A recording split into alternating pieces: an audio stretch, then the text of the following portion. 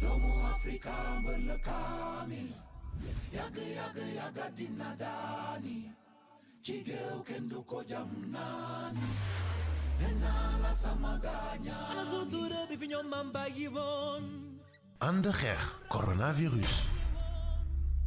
dafa mel ni dañu bàyyi suñu yoon bëgg askanoo lu ñu moomu toon dëgg xam sa bopp gën. asalaamaaleykum mbokk yi seetaan ITV ci seen émission bi ñu leen jagleel ko li nga xam ni moo di ànd xeex corona ngeen daan am habitude di fi gis Xalifa Jaxate waaye nag dafa nekk ci geneen waar tey ji nag maa ko fi wuutu ci weeru koor bi yëpp incha allah man ngeen ci àndal damay ñaan sax balaa weeru koor bi jeex mbirum corona jeex fii ba ñu delluwaat ci activité yi tey ji nag incha allah ci ànd xeex corona dinañu am comme invité monsieur le maire Abdoulaye Timbo mu nekk le maire de Pikine waaye tamit dinañ dem ba États-Unis d'Amérique fekk fa Cheikh Maktar Hakim di président mouvement 3D def lu mat fanweeri at foofu ci États-Unis daañu waxtaan ak moom ci situation Covid-19 bi ak i tamit ci situation sénégalais yi buñ ci jógee i tamit daañu ñëw rek ci li nga xam ni moom moo di lii di couvre-feu waaye tamit ñaanu bés bi ak vidéo net bi dinañ ci ñëw li nga xam ni moom la ñuy doore rek mooy saa su nekk xayma bés bi daal di dem ànd ak docteur Marie Khemesse Ngom mu ñëwaat ci tey ji xayma bés bi naka la fa demee. doomu Afrika mbër la kaamil yàgg dina daani ci altine ñaar fukki fan ak juróom-ñaar ci weeru avril 2020 ministère de la santé et action sociale jot na résultat yi ma leen di waaj a jottali ci juróom-benn téeméer ak juróom-ñaar fukk ak juróom-ñaar test yi nga xamante ne def nañ ko juróom-benn fukk ak ñeent ñoo ci dellu si ànd ak doomu jàngoro ji ci yooyu juróom fukk moom la ñuy wax cas contact mooy yi nga xamante ne ñoom la ñuy saytu ci suñu bërëbu liggéeyukaay yi fukk ak ñeent ñoom la ñuy wax cas communautaire mooy yi nga xamante ne kenn xamul kan moo leen ko wàll te moom mooy yokk mbas mi fii ci dëkk bi ñu ngi leen di gis ñaar ci Sangalkam ñaar ci Rufisque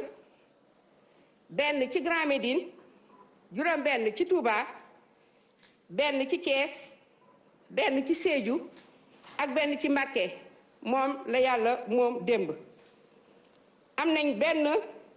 patient boo xamante ne moom génn na ci lim bi nga xamante ne moom la ñu hospitalisé ci bërëbu fajukaay yi moom biñ ko saytoo amatul doomu jàngoro ji wër na am nañu nag benn cas grave ci suñu service u réanimation yi ñi nga xamante ne ñoo fa tëdd feebar seen wér-gu-yaram mu ngi ànd ak tan bi nga xamante ne mbas bi ñu Covid-19 dugg na Sénégal ba léegi ñu ngi toll si juróom-ñaar téeméer ak fanweer ak juróom-benn yi nga xamante ne ñoo am doomu jàngoro ji ci yooyu ñaar téeméer ak juróom-ñett fukk ak ñeent ñoom wër nañu juróom-ñeent ñoo ci génn àddina benn lañu delloo réew mu dëkkoon mu des léegi fi nga xamante ne mooy bëju fajukaay yi ñeenti téeméer ak ñeent fukk ak ñaar ni ñu ko waxee démb am nañu juróom-ñeenteelu nit nga xamante ne moo wàññeeku fii gaañu fii ci Sénégal ci mbas mi ñuy wax Covid-19 benn jigéen la bu tolloog ci juróom-benn fukki at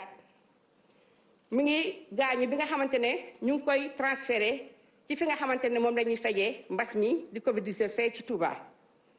ministère de la santé action sociale mu ngi jàlle ay mbokk ak askan wi yépp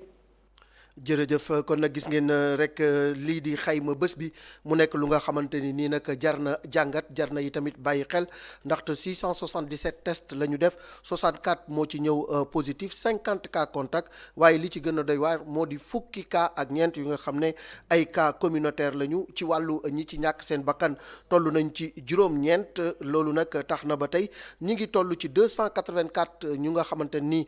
wér nañu waaye 4 444 patients yu nga xam ne ñu ngi nekk sous traitement. Cas communautaire yi wax na ko, ñaar ca Sangalkam, ñaar ca Tëngéej, benn ca Grand Médine, juróom-benn ca Touba, benn ca Mbacké, benn ca Thiès, benn ca Sédhiou. mu nekk nag lu nga xamante ni war nañ ci bàyyi xel bu baax, ndax cas communautaire yi mi ngi wéy di law, te buy wéy di law ñu gën di nekk ci jafe-jafe, di gën di nekk ci njàqare, njaw di desum xambin. kon nag lépp lu nga xam ne moom lañ doon def jëmale ko ci wàllu fagaru nañu ko continuer di déglu ñi nga xam ni ñoom ñoo di personnel médical bi, lépp luñ ñu sant wax ñu ko ñu jëfe ko, rawatina geste barrière yi, rawatina yi tamit ci wàllu takk masque yi, di éviter dem beeg dikk bi. ñi nga xam ne aussi dañuy jaar ci yenn porox ndoll yi ngir dem ci yeneen dëkk yi, loolu yi tamit ñu éviter ko, parce que tey mbir mi toll na fu nga xam ni kenn ku ci nekk yaay sàmm sa morom. man damay faral di wax ni man wóoluwuma sama bopp sax bay wóolu keneen, kon kenn ku nekk da nga war a jël xeex bi def ko muy sa xeexu bopp, bu ko defee ñu mën a aar askan bi. ñi ngi ci ligne bi ak monsieur le premier magistrat de la ville de Pikine, muy monsieur Abdoulaye Timbo. monsieur le maire, ñi ngi lay nuyu di la dalal ci ITV. merci beaucoup Lamine Samba, maa ngi lay fay di la nuyu, di nuyu aussi toute l'équipe technique qui est là aujourd'hui chez moi, ñëw seet si ma ci turu ITV pour que ñu waxtaan ci li nga xam ne mooy mbas mi. waaw monsieur le maire Malick Thiandoum la, donc tey jii gis nañu situation bi nga xam ni moom moo am ci biir Sénégal, mu nekk jàngat bu doy waar, ndaxte tey dañu toll ci jàngoro ji fu nga xam ni egg na ci pic, maanaam saa yu nekk lim bi day gën a yokk, cas communautaire yii di gën a yokk. déjà balaa ñuy ñëw rek ci kaawu Pikine, lan ngay wax ci situation bi am ci Sénégal jamono ji ñu toll. merci Malick, li ma ci wax moom mooy mbas mi di coronavirus ñëpp xam nañ ne lëmbe na àdduna, mais it léegi defe naa ne kenn lan laa mayatul ne ñëw na ba ci biir Sénégal. mu ngi ci biir Sénégal, dugg na fi depuis le 2 mars 2020, te booba ak léegi aussi mu ngi wéy di law ci biir dëkk bi. li ci am solo moom mooy nit ñi bàyyi xel si ne feebar boobu feebar la boo xamante ne bi musiba rek la àndal. te ci kaw loolu am nañu ñi nga xamante ne bi ñoom ñooy ministère de la santé ak ñi nga xam ne ñooy équipe bii liggéey ci loolu yépp ñu ngi ciy liggéey bu rafet, di ci def lépp lu ñu mën. ñuy ñaan yàlla dimbali ñu ci mbas moomu, yàlla na ko yàlla génne Sénégal, surtout nag ci weeru tedd bi nga xam ne mooy weeru Korité gi ñu dugg. ñu ciy profité di balu ak sénégalais yépp, di ñaan yàlla fépp ñuy génn ci weer wi yàlla nañu yàlla musal, dimbali ñu ba mbas mi génn ci suñu biir réew mi. amin rek moo ciy topp monsieur le maire. léegi dañuy daal di ñëw ci Pikine, ndax ku xam Pikine xam ni dëkk bu am solo la, rawatina ci biir Ndakaaru, nekk yi tamit ville bu nga xam ni ci yaatuwaay am na solo trop, mais la fa yeewoo ci ay doomu aadama takku na. wax nga ko depuis le 2 mars bi mbas mi duggee ci Sénégal ak léegi, kenn ku ci nekk yaa ngi xool nan ngay def ba aar askan bi nekk ci sa responsabilité. tey jii yow yaay maire Pikine, bi nga déggee mbas mi ak léegi yan matuwaay nga jël ngir rek aar askan bi nga xam ni ñoom ñoo nekk tey sous votre responsabilité. merci Lamine. Malick Thiandoum, li may wax ci loolu mooy bi mbas mi commencé ak léegi dañ ci ànd ak le préfet du département de Pikine monsieur Moustapha Ndiaye, mu taxawal li ñuy wax un comité départemental de lutte contre Covid-19. ànd ci nag ak responsable district sanitaire yi nekk ci biir gox bi yépp, ak personnel santé bi, ak les services administratifs yi nga xam ne ñoom ñëpp dañ ci liggéey, ñu mel ni ay services d'hygiène ak yeneen. ñun ñëpp ñu taxawal comité boobu, monsieur le préfet du département jiite ko. ba ñu ko taxawalee ba pare ñun li ñu bëgg njëkk a def ci ville de Pikine moom mooy jël benn montant boo xamante ne bi dañ ko génne. c'était la première action, muy 14 millions yu ñu génne woon, jënd ko matériel boo xam ne dafa jëm ci ay lave-mains, ay détergents, ay eau de javel, ay désinfectants, produits yoo xamante ne ñu jagleel ko les structures sanitaires yi nekk ci biir département de Pikine. mooy 4 districts sanitaires yi nga xam ne am na fi, bi nekk Pikine, bi nekk Kër Massar, bi nekk Diamaguène Sicap Mbao ak bi nekk Yeumbeul. ñu jox leen ko, jox ko aussi les services déconcentrés de l'État, ñoom tamit ñu jàppale leen, parce que da di ay services yoo xamante ne bi ay nit dañ fay dugg ak a génn. ñu jàpp ne kon nañu njëkkee ci ñooñu. donc tous les services déconcentrés mooy le commandement territorial, le préfet du département au niveau de la préfecture, les sous-préfectures yi nga xam ne ñoo fi nekk, mais aussi les commissariats yi nekk ci biir département bi, nous en avons 6. yooyu yëpp ñu dote leen de produits de désinfectants, de produits yi nga xamante ne bi jëm na ci lu mel ni ay gel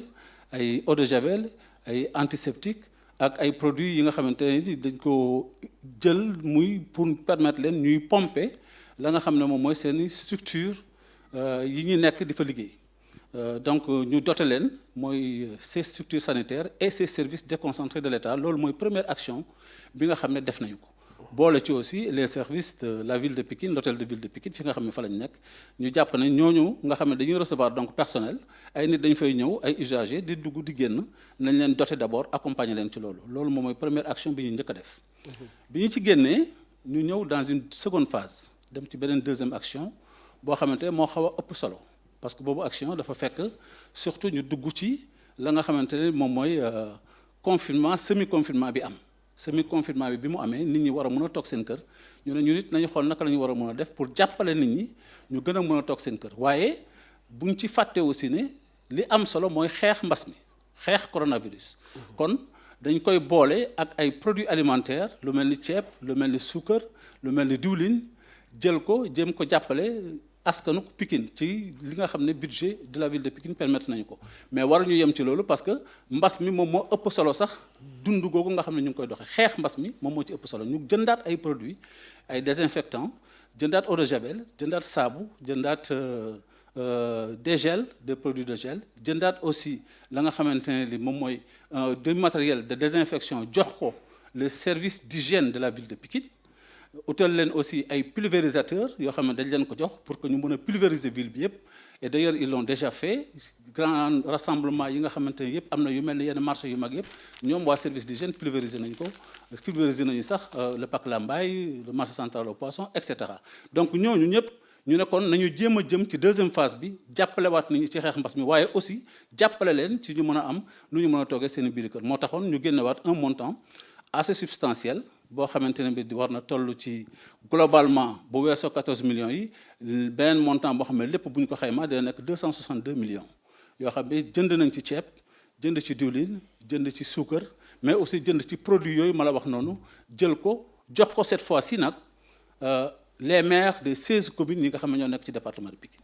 maire bu ci nekk ñu woo la nga ñëw ñu jël une dotation jox la ko pour nga jàppale sa askan wi nga xamante ne bi ñoom nga nekkal ci sa biir commune mais aussi ñu delluwaat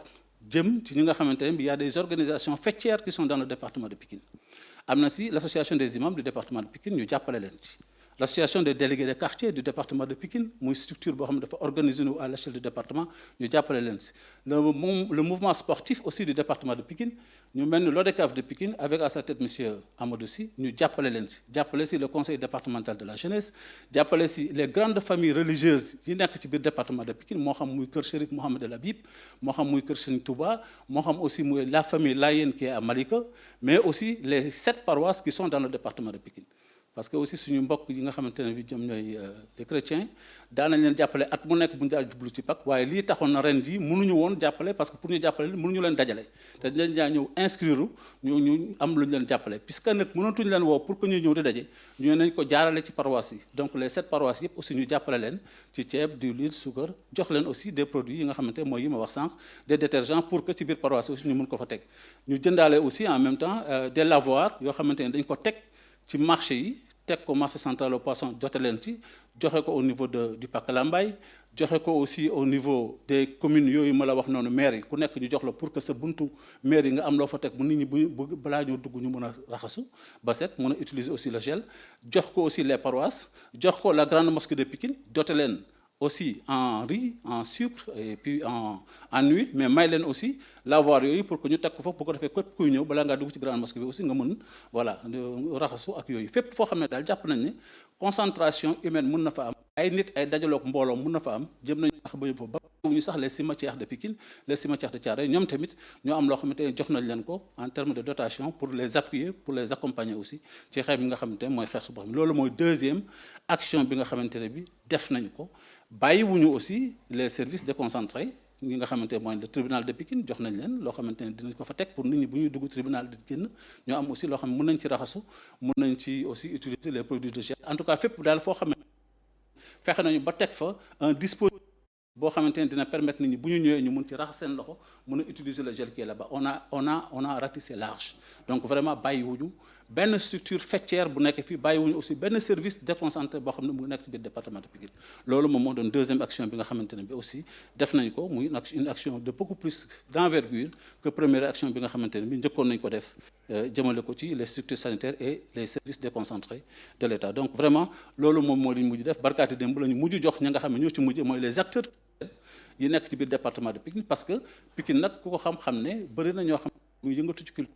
moo xam muy culture urbaine moo xam aussi muy mbalax bi ñooñu dama leen di remercier c'est une occasion d'ailleurs parce que def nañu benn single ànd ci ak la ville de Pikine pour continuer et contribuer dans la sensibilisation contre le Covid-19 ñoom tamit ñu accompagner leen joxaale leen ceeb joxaale leen suukar ak diwlin ak des produits de ce genre dont j'ai parlé tout à l'heure pour vraiment accompagner tout le monde bon vraiment ku wax soo limee di nga jum les bàjjenu gox du département de Pikine j'allais les oublier ñoom aussi doté nañ leen ci parce qu'il y a une structure départementale des bàjjenu gox yu am ci biir département bi jox nañ leen aussi un soutien et un accompagnement dans ce sens-là même les communicateurs traditionnels nga xamante ne bi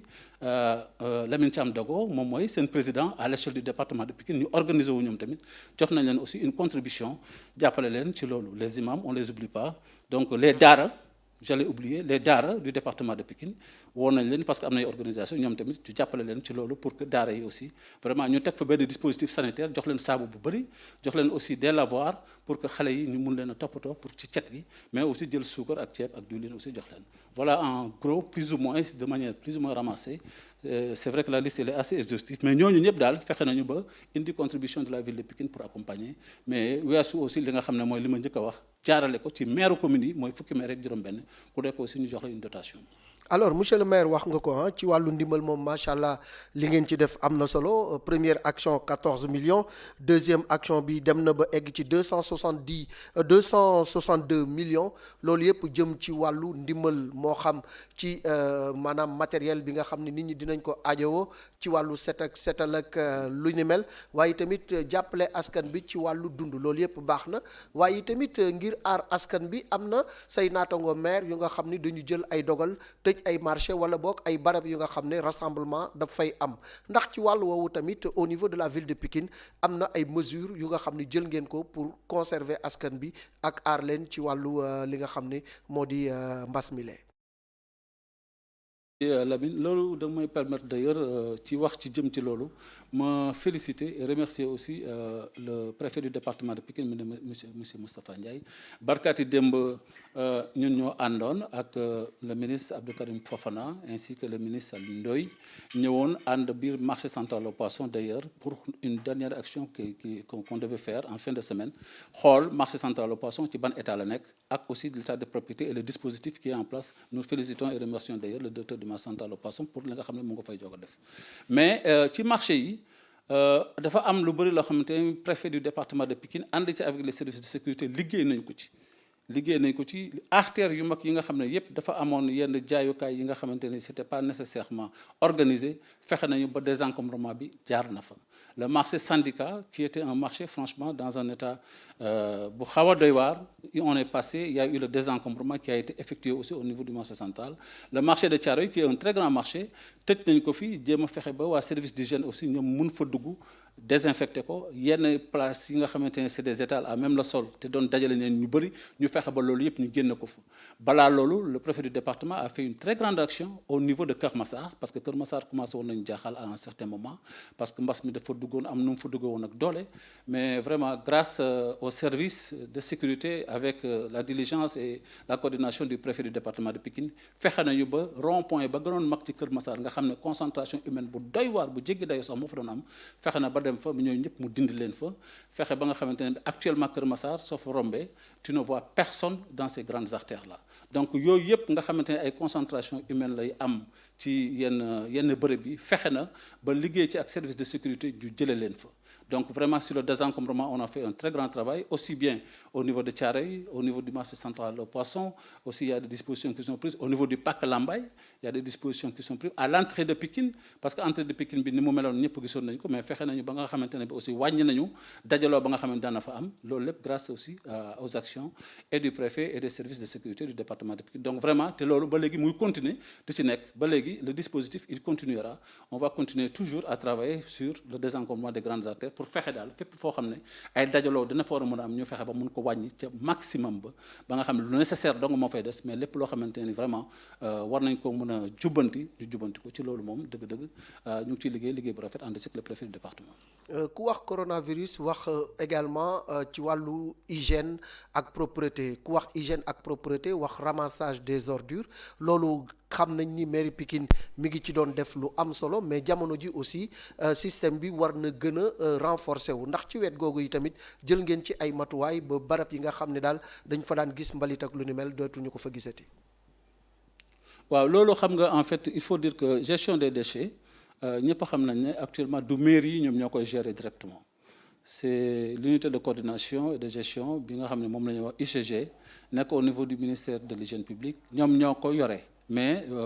barki démbo bi ministre Abdou Karim Fofana ñëwee d'ailleurs mu ngi may rassurer di ma wax ne ma y a une mobilisation de 100 travailleurs de l'UCG qui vont être déployés dès la semaine prochaine dans le département de Pikine fekk ñi nga xam ne ñu ngi fi woon déjà en matière de propreté il faut le dire l'UCG est en train de faire un bon travail je dirais même un excellent travail ci ramassage u mbalit yooyu yëpp fi mu munti nekk fépp foo xamante ay dépôt de mbalit la ñu ngi ciy liggéey fenn fi ñu gën a jaaxal actuellement te vraiment dalal na sama xel moom ak préfet moom mooy le marché syndicat foofu aussi dafa amoon benn dépôt d'ordure bu xaw a am solo mais je pense que début de semaine bi incha allah dinañ fa dem mais bu weesoo foofu fépp feneen foo xamante ne fi jàppoon nañu dafay am ay mbalit ñu ngi koy liggéey bu mucc ayib te aussi je pense qu'avec le déploiement de ces 100 personnes de l'UCG qui vont être sur place dans le département de Pikine dès la semaine prochaine incha allah rabbi propreté bi dina gën a yokku. monsieur le maire ku wax également mbas mi wax matuwaay yi nga xam ni chef de l'État jël na ko muy confinement partiel bi nga wax jëm également ci wàllu couvre-feu bi mais ci banlieue des fois dañuy am jafe-jafe pour nit ñi toog seen ay kër rawatina ci yenn waxtu yi ndax wàllu woowu aussi yaa ngi ci collaborer ak les forces de défense et de sécurité ak aussi sensibiliser askan bi pour ñu xam ni lépp lu ñuy def ñoom ñoo tax ñu koy def. Sensibilisation bi ñu ngi ci liggéey bu baax comme j'ai dit tout à l'heure les acteurs culturels vont sortir un single mais avant ça ñun benn action bi ñu njëkkoon def avant même de donner la première dotation de 14 millions c'était une action de sensibilisation orientée ko jëmale ko ci affichage bu ñu defoon ci grande artère Pikine yëpp dans l'ensemble des 16 communes du département utiliser aussi ay flyers dem ci marché yi séddale ko fa pour won nit ñi ne war nañoo mën a taxaw ci dispositif yooyu nga xamante ne recommandation yi ministère de la santé wax ne nañ ko def jëm ci wàllu xeex Covid bi mooy raxas loxo yi régulièrement utiliser gel bi mais aussi fexe ba nga xamante ne bi distanciation sociale bi dinañ ko respecter loolu def nañ ci sensibilisation. après dañuy dem États-Unis mais il faut le dire présentement. wax dëgg fa yàlla bu fekkente ne ci wàllu semi confinement boobu la ñuy wax Pikine quand même sentiruñu vraiment un non respect de ces recommandations du ministère de l'Intérieur bu xasee ba 20 heures jot dootoo gisati kenn ci biir mbedd yi loolu moom vraiment dañ ciy gërëm sant ci Pikine ak population Pikine ci loolu nga xamante ne li jàpp nañ ne seen bopp lañ koy defaluñ ko kenn ba tax na aussi lañ leen ci laaj ñu ngi koy matale ba mu mat gisaguñ ko vraiment en tout cas pas à une échelle boo xamante ne war na mën a tax ñu inquiété wu bien au contraire li ñu mën a wax moom mooy population Pikine vraiment loolu intégré nañ ko te comportement yi ci war aussi ñu ngi koy am. jërëjëf monsieur le maire dinañu dellusiwaat ci deuxième partie bi comme ça nga présenté ñu Pikine bi nga xam ni moom moo nekk ci sa responsabilité ñu xam lan mooy Pikine nan la bindoo ak i tamit ñaata doomu aadama ñoo fay yeewoo loolu yëpp dinañ ci waxtaan ak monsieur le maire Bouna Sarr kon nag bu ko defee rek dañuy daal di dem fi nga xam ni moo di États-Unis nag dañu fay fekk ki nga xam ni moo di Cheikh Mokhtar Hakim nekk président mouvement 3D nekk i tamit ku nga xam ni yàgg na lool au pays de l'oncle Sam ndax def na fa lu mat fanweeri at foofee nag li fa yeewoo ci ay doomu Sénégal bëri na ñi nga xam ne aussi mbas mi lor na leen fa ñi ngi wax ni lim bi toll na ci 20 fukki doomi Sénégal ak juróom-ñett yu nga xam ni ñàkk nañu seen bakkan foofee ca États-Unis am na ndimbal lu nga xam ne état bi dimbali na ko famille yi nga xam ne ñàkk nañ ci seen ay ñoñ bu ci kanamee tuuti ñu daal di ànd dem ba États-Unis à l'extérieur waxtaan ak Cheikh Mokhtar Hakim. doomu Afrika mbël kaamil yàgg dina daani ci géew kenn du ko jam naani nena la sama gaaña ana sutura bi fi ñoom maam bàyyi woon ànd xeex coronavirus. dafa mel ni dañu bàyyi suñu yoon bëgg askanoo lu ñu moomutoon dëgg xam ayca dañuy ànd rek ak Cheikh Mokhtar Hakim nekk président mouvement 3D wax naa leen ko nekk itamit ku yàgg lool États-Unis lu ëpp fanweeri at def na ko foofu nekk itamit ku nga xam ne lépp lu jëm ci wàllu actualité bi am foofu ak bi am ci réew mi ngi ci bàyyi xel bu baax ñu daal di jokkoo ak moom Cheikh Mokhtar ñi ngi lay nuyu di la dalal jàmm ci ànd xeex corona fii ci ITV. Cheikh Mokhtar ñi ngi lay nuyu di la dalal jàmm ci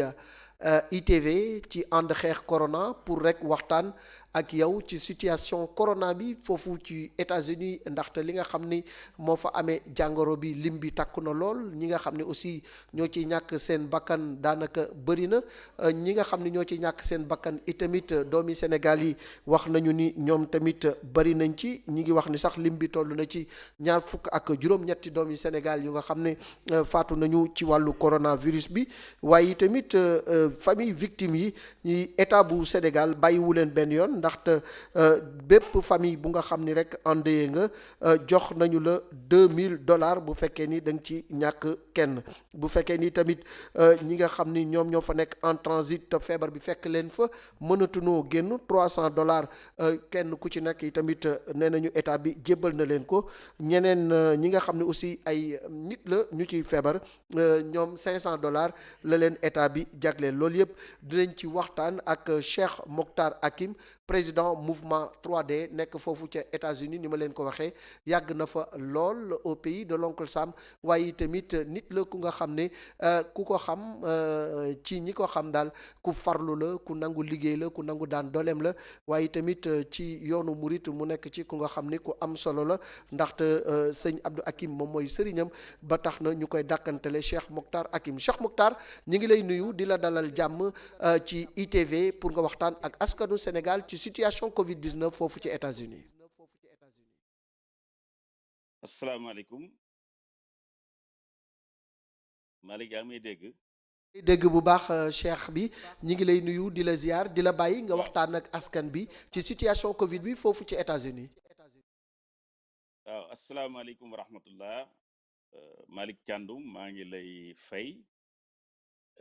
di la sant ci invitation bi nga ma invité. di nuyu waa Sénégal gépp nag fu mën a nekk rek Sénégal fu mën a nekk ci àdduna bi mu di biir Sénégal ak bitim réew maa ngi lay nuyu waaye di jiital ci nuyoo bi sunu sëriñ sëñ Muntaxa Mbàkke xalifa général des Mourides di jaarale sama nuyoo boobu ci sama sëriñ sëñ Cheikh Mbàkke moom sëñ Abdou Hakim noonu laay nuyu nag kilifa diine yépp nekk Sénégal mu di jullit yi di chrétien yi di nuyu askan wépp di sant yàlla bu baax nag ci tal gi ñu may ba malgré importance bi ak gravité bi xam ne ni feebar bi am na ko fii ci États-Unis ñu mën a toog tey wax ak yéen wax ak askan wi pour baaxe leen ci li nga xam ne nii mooy feebar bi nga xam ne mooy lëmbe àdduna bi di la déglu nag situation bi actuellement aux États-Unis ku ne xam na ni mooy réew mi nga xam ne nii moo gën a affecté wu ci àdduna bi ndaxte y a presque 1 million d'Américains yoo xam ne nii feebar bi dal na leen diagnostic leen positif mais y a à peu près 55 millions yoo xam ne nii faatu nañ ci tey muy nombre bu bari ci biir loolu nag na malheureusement 28 compatriotes sénégalais yu fi nelaw ñu ngi leen di massawu seeni mbokk te di leen di ñaanal suñu borom xare leen àjjana. waaw cheikh bi wax nga ko li ci gën a métti mooy doomu Sénégal yi ñàkk foofu seen bakkan te seen i mbokk duñ leen mën a jot ndaxte képp ku faatu ci biirum Covid-19 bi fa nga faatoo rek la ñu lay denc amaana sax du nekk ci anam yi nga xam ni noonu nga ko bëggee alors communauté sénégalaise bi seen nekkin foofu ci États-Unis ak jàpp ndalu ñi nga xam ni ñoom ñooy autorité yi fa nekk yi tamit naka la tëddee. waaw Malick jërëjëf question boobu c'est une question très importante parce que ñi nga xam ne ñoo fi faatu malheureusement décision bi nga xam ni gouvernement Sénégal jël na ko à travers le ministre des affaires étrangères mooy que ni seeni corps mënta dellu parce que nen dañuy ragal ñu infecté nit ñi bu ñëwee Sénégal loolu scientifiquement et médicalement c'est pas prouvé. D'ailleurs, il y a un docteur qui est en France qui en a parlé. Donc corps yooyu dañoo jàppoon ni képp ko xam ne Sénégal nga ci nekk bitim réew li nga doon ñaan yàlla doo ñaan yàlla nelawi fii faatoo fii mais bu la fi dalee da nga doon ñaan yàlla ñu dellul sam réew denc la fa.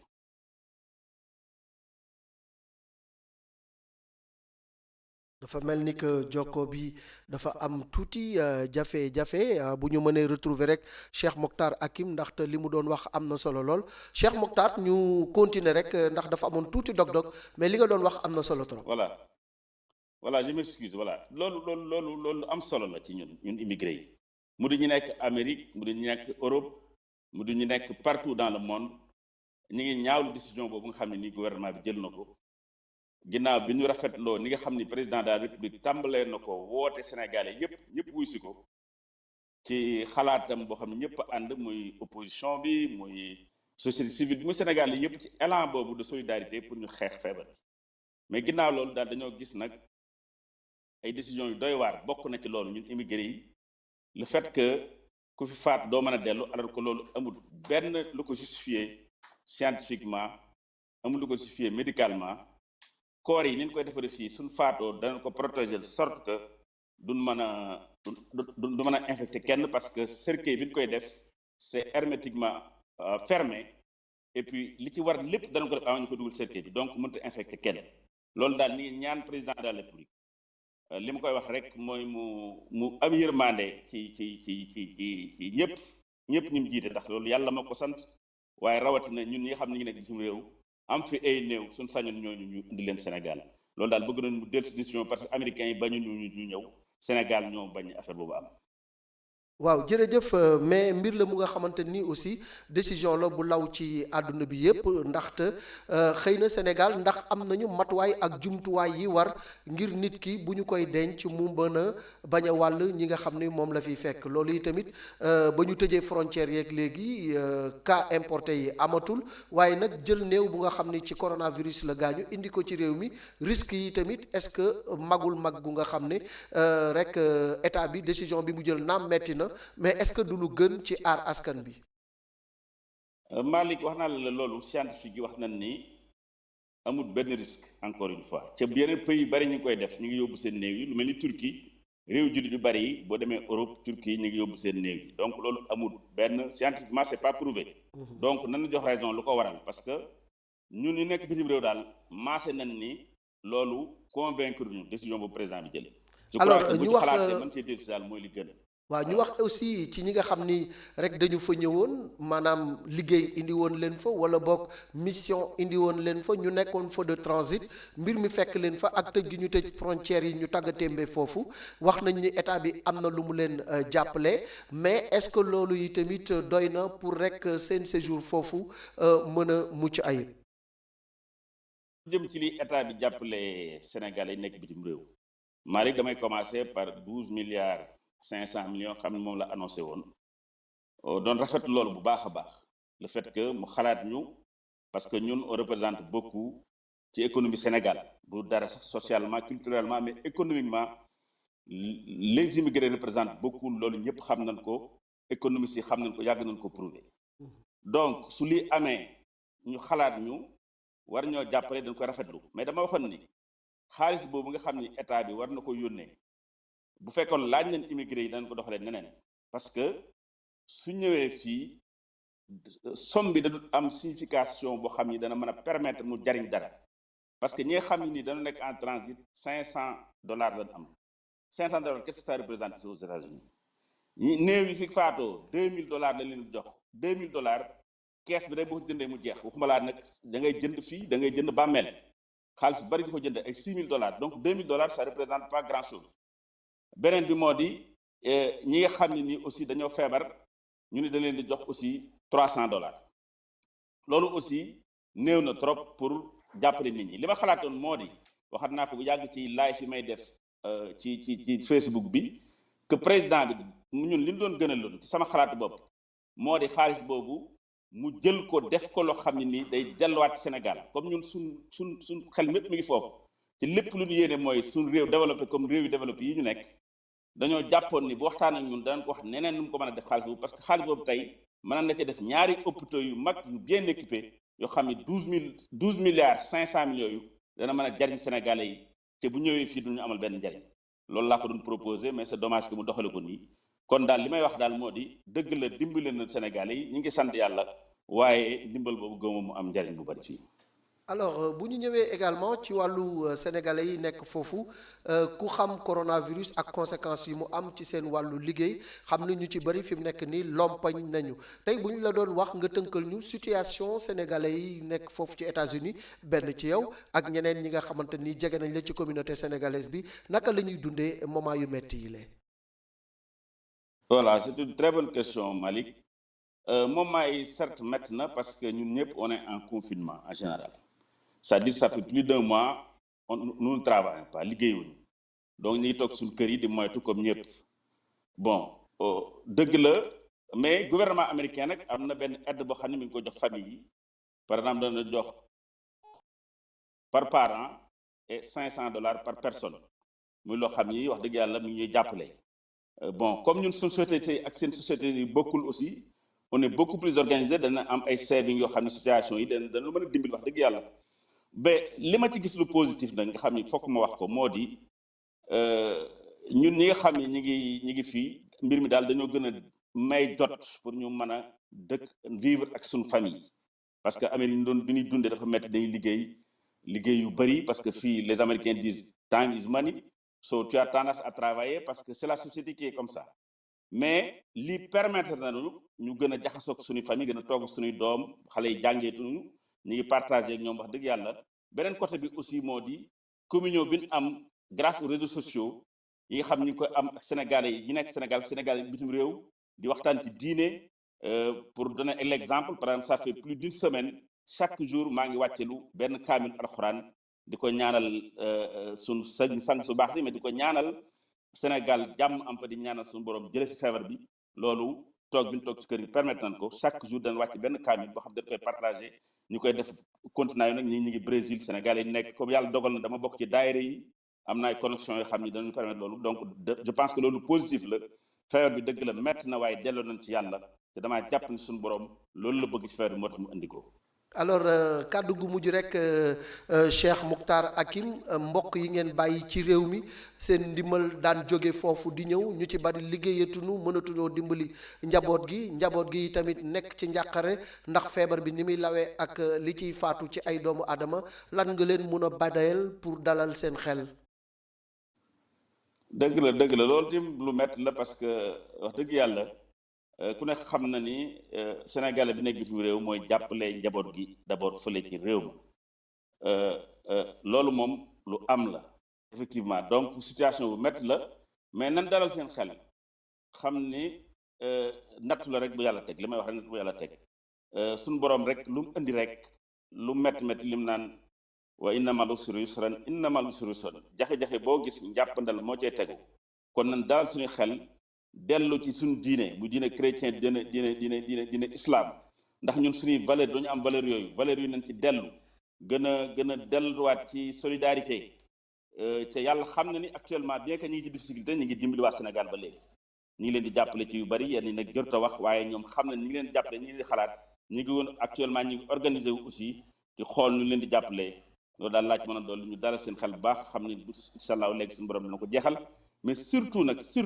ñu xam ni feebar bi dafa exister feebar bu garaaw la bu gaawàlle ñu déglu instruction yi nga xam ne nii gouvernement mi ngi ko joxe ak professionnel de la santé yi ñuy joxe ñu déglu ko topp ko suivre ko à la lettre mais aussi kilifa diine yi liñ santaane moo di ñaan ñu jublu ci leen ji ma bëgg a dolli nag moo di jumaa yi nga xam ni tëj nañ ko loolu moom wax dëgg yàlla rafetluwuñ ko ndaxte mën nañoo au moins chaque jumaa ñu fexe ba exemple bi Serigne Mountakha joxe xam ni Touba chaque fois danañ fa julli mën na jël chaque jumaa ñu ubbi ko def un minimum service le fa même service loolu nekk fa ñu indi fa fa war comme ça ñu mën a julli loolu jàpp naa ne lu rafet la maa ngi ñaan président de la république daal mu xalaat ak loolu ak ministre de l'intérieur ñu xool naka la ñuy ubbee au moins jumaa yi pour ñu mën a jaamu yàlla ndax ñun ay jullit lañ chrétiens yi di mën a jaamu yàlla parce que société tubaab yii ñu bëgg a topp su fekkee ni tey wax nañ lii ñu daal topp loolu daal jàpp naa ni taxuñoo jóg surtout génération bi ñu nekk nga xam ne ni président bi il est né après les indépendances il est temps mu bañ a joxe signal boobu wane ni dafay suiviste dafay topp lu européen def rek mu def ko alors que ñun ñoo leen ëpp valeur parce que ñun fii ñu nekk Amérique américain dañ roy ci ñun noir dañuy bëgg a nekk africain kon ñun leen am dafa dëgër valeur yooyu fokk ñu dellusiwaat yi mooy li may boole les valeurs de jom de jub et de jom loolu laa tudde sa mouvement bi ñi ngi sàkku daal ci gouvernement bi nga xam ne ñoo ñu jiitee ñu gën a am yërmaande ci askan wi gën leen a jàppale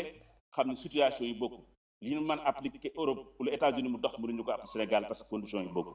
jërëjëf Cheikh Mokhtar Hakim président mouvement 3D nekk foofu ca États-Unis ñu koy jaajëfal ci disponibilité am ak ci ay kàddoom ak i tamit ay xalaatam yu rafet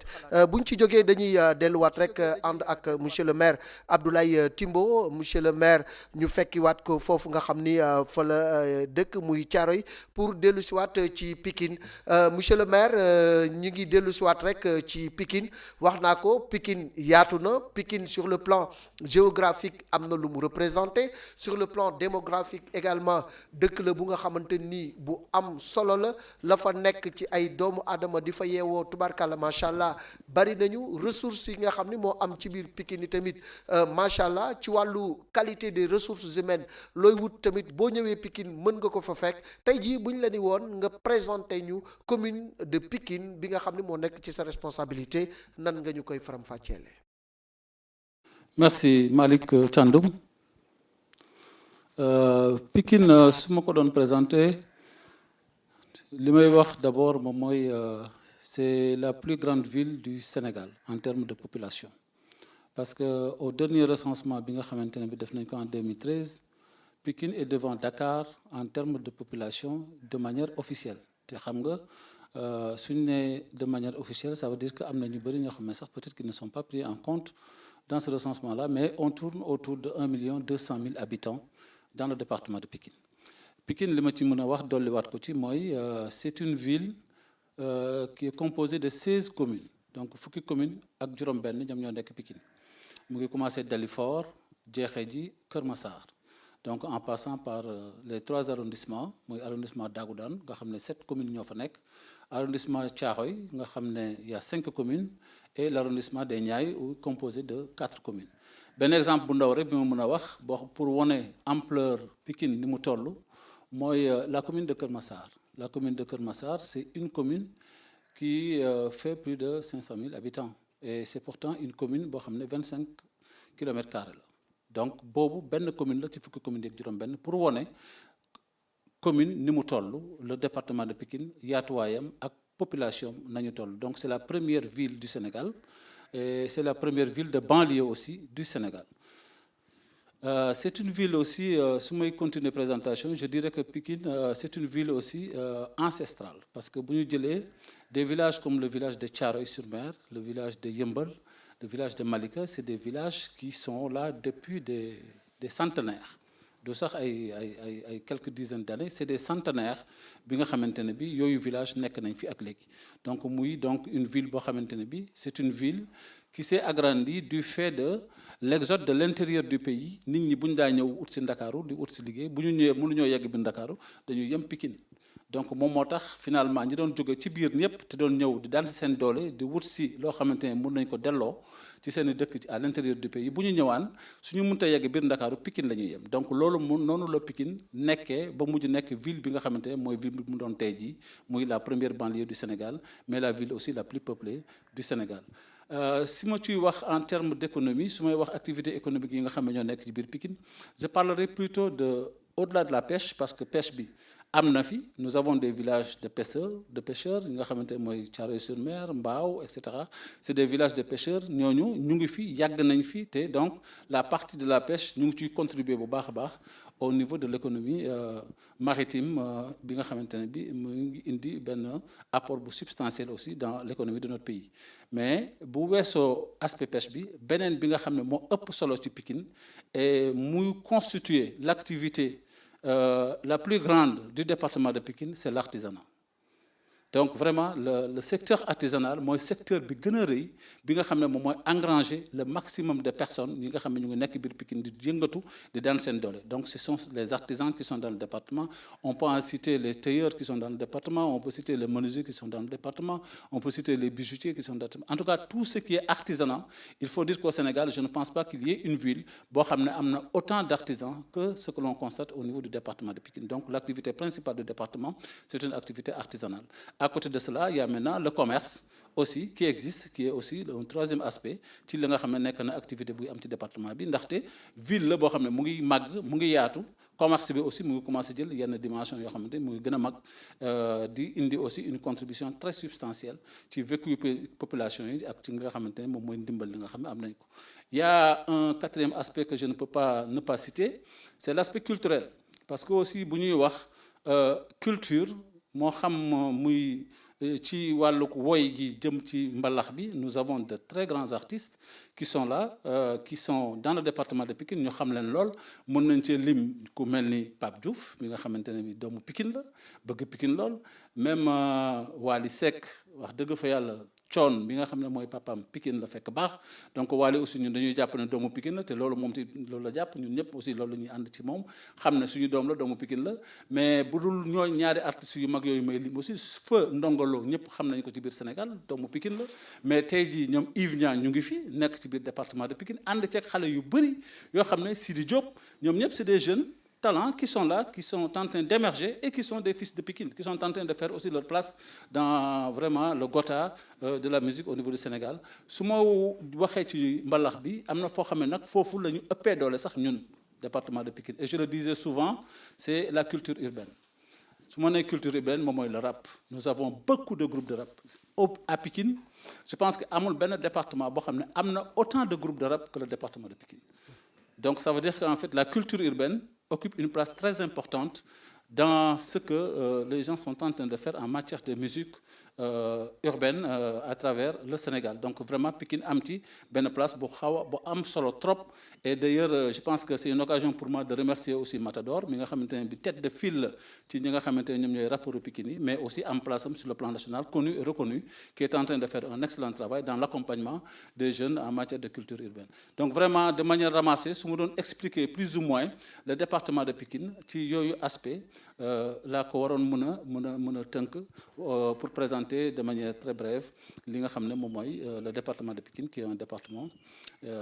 en essor mais qui est un département aussi qui commence même d'ailleurs à s'enfermer parce que il faut le dire aussi agrandissement au Pikine daanaka mu ngi jeex ndaxte Kër Massar presque amatul fenn foo xamante ne réserve la pour mën a continuer agrandissement boobu fi ñu ci dese tuuti rek xëy na moom mooy Mbao un tout petit peu et peut-être dans les communes de l'intérieur telles que la commune de Yeumbeul Nord et autres qui sont des communes qui peuvent encore faire de l'extension mais sinon en gros voilà ce que je pourrais dire pour résumer et présenter un peu le département de Pikine. tey boo doon tënk Pikine ci benn baat lan mooy mandargay askanu Pikine.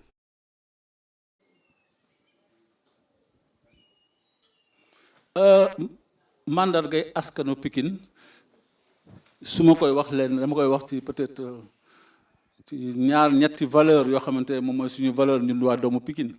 Feu Jo Mbaye il le disait c'est la pikinité mandargay doomu Pikine mooy fierté moom mooy vraiment am fierté gëm bëgg fa nga xamante ne mooy sa dëkkuwaay donc vraiment loolu mooy mandargay képp koo xamante ne doomu Pikine nga ak foo mënti nekk nag nga nekk biir Pikine tu es fier d'être pikinois que tu sois à l'intérieur du Sénégal parce que dafa am loo xam ne moo la fa yóbbu moo xam muy liggéey wala leneen tu es toujours fier d'être pikinois mais rawatina ña nga xamee ñoo nekk bitim réew ñooñu moom yëguñu seen bopp ci dara lu dul ci Pikine donc vraiment cette fierté cette fibre pikinoise là kooku mooy mandarga doomu Pikine ku bëgg am jàmm bu laal doomu Pikine parce que doomu Pikine nag dañoo am solidarité boo xamante ne mu ngi fi ci suñu biir te loolu dañ ko dafa yàgg ci ñun te ba tey moom moo sax xale yi ba léegi ñu koy wéyal on est très fier d'être pikinois et c'est une ville qui est vraiment une ville qui est dans nos cœurs quoi. jërëjëf monsieur le maire Abdoulaye Timbo premier magistrat de la ville de Pikine Pikine fierté moom mooy seen mandarga bu ñu ci jógee dañuy daal di ñëw rek xool couvre-feu ak doomu Sénégal yi naka lañ koy dundee. doomu Afrika mbël kaamil yàgg dina daani dund couvre-feu dañu ci ànd ak ñaari nit ñu nga xamante ni kenn ki étudiante la ki ci des tamit chauffeur la ñu ànd ak ñoom. Bonsoir à toutes et à tous. Je m'appelle Dieynaba Nabou, étudiante en journalisme et communication. En cette période de confinement et de couvre-feu, je passe tout mon temps à lire mes cours, à lire des livres et à lire le Coran.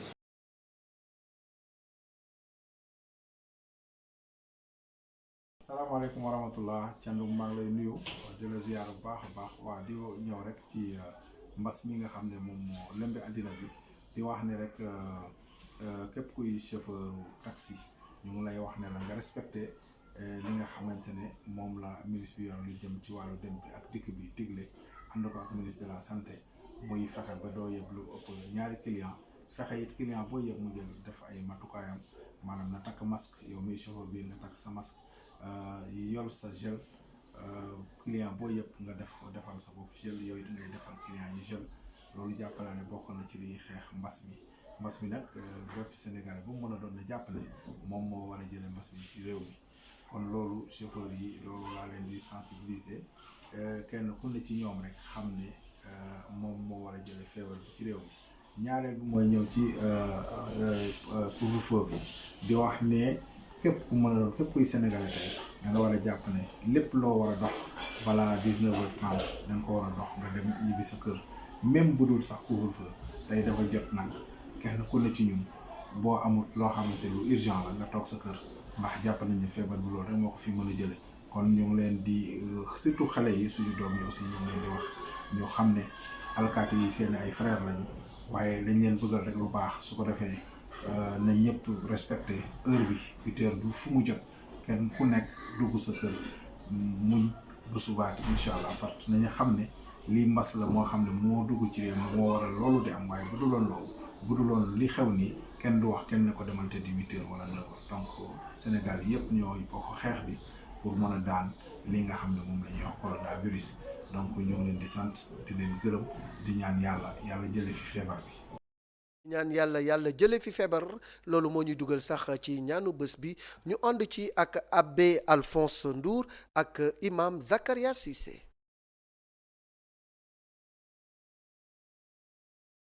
yàlla dëggal yàlla leen yàlla sàmm yàlla leen yàlla aar waaye tamit dañuy wax rek moytu leen def leen ni def leen ne leen mais kan moo ñu mën a puusal lor bi kan moo ñu mën a xëccal njëriñ kenn rek la mooy borom bi subhanahu wa taala moo tax dellu ci moom toroxlul ko di ko ñaan gannaaw bu ñu fagarloo bokk na ci li nga xam ni day xeex corona kon ñu ñëpp nañ leen ci sax suba ngoon bu dégg bëccëg gannaaw bu ñu jëlee matukaay yi nga xam ne moom la ñu war a jël kon yal nañu yàlla may dégg ak topp yal nañu yàlla sàmm yal nañu yàlla aar yal nañu yàlla dàqal bépp feebar ak musiba ak balaa wa axiru daawaana an alhamdulillahi rabbil alamin. In nomine Patris et Filii et Spiritus Sancti. Amen. Gratia Domini nostri Iesu Christi et caritas Dei et communicatio Sancti Spiritus sit cum omnibus vobis. Amen. Roog Fappo yalkatil ne yirmande fane jegerna ongap buga cit basil neo tawagu ñowa puge of to are fa a ɗatof in we ngeɗang no jamano fane kena subtoxa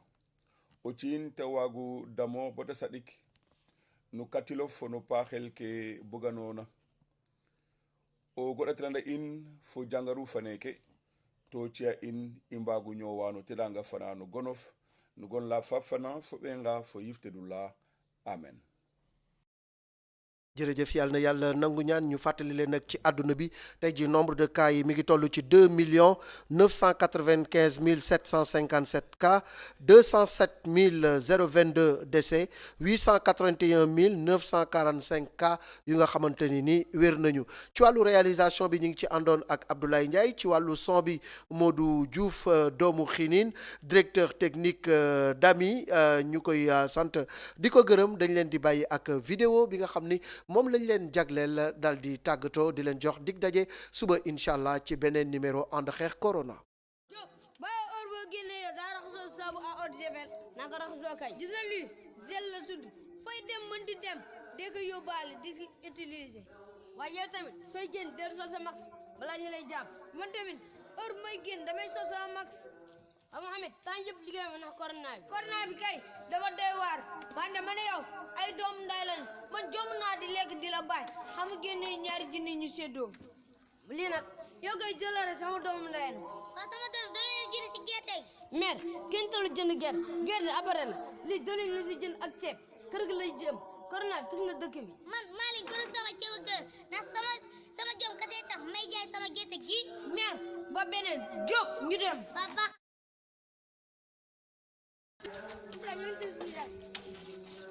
Sise lii di ñaari jën. lii kay ñaari jën nga leen jox suñu yaay. Allah lu nu añee.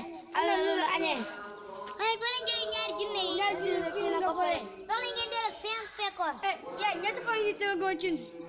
dama ne ngeen dellu seen fekkoon laa leen wax. ngeen ñaari junne yi sama client fi taxoon léegi ñoo ko fi ko dar yéen est-ce que xam ngeen Baye Matar Hakim Diop. waaw borom 3D. lan lay wootee. jom jub jom. waaw kañ nag man foofu laa nekk sama jom moo tax ñett fan a ngi nii teguma cin waaye maa ngi jaay ngir bañ tàggal sama loxo sama jub moo tax xaalis bi xam naa ko moom dama koy doole ji léegi. mère ma maa ko moom merci jërëjëf. jub del tey gis nga kii ku jub la ku gore la ku jar dimbal la léegi la ko for su ko neexoon mu yóbbu ko dundal ci ay njabootam wante def ko dafa ñëw delloo la ko. ñett fan ñu nii tegul cin waaye mi ni jaay ngir bañ tàllal loo bu mu ñu gën a gore dañuy jël junni ma jël junni ñu jox ko. jërëjëf sama ay doom. mère Koura yow sama doomu ndey nga dara mu bële la sama kër ma dem dara mu bële la sa kër day jël man jomb naa di lekk di la bàyyi dangay jël fi benn junne ma jël fi benn junne. jaara ku la bàyyi. jëlee rek noppil da nga jël. adduna bi yëpp mel ni yow wala sa client yi wala Baye Matar Hakim Diop kenn du ñàkk bay tàllal loxo kenn du jubal bay jël woo kon nag ñu jombale suñu bopp si lépp lu bon ak si lépp lu ñaaw. kon nag nanu yar njabooti di jàppalante di dimbalante. jaaraam Baye Matar Hakim Diop borom 3D. jom jub jom. doomu Afrika mbël kaamil yàgg dina daani ci géew kenn du ko jam naani naa la sama gaaña ana sutura bi fi ñoom maam bàyyi woon ànd xeex coronavirus.